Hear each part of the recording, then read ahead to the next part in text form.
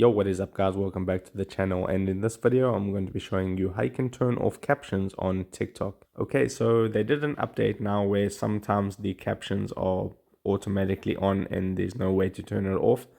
But if you have this update here where you can just press on the captions here and then hide captions, sometimes you won't have that on your TikTok if you're running a different update.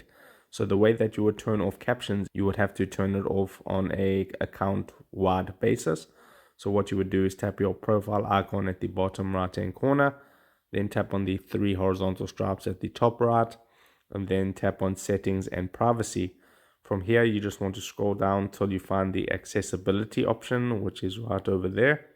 So if I tap on that, now what you're going to see is an option here to turn off automatically generated captions.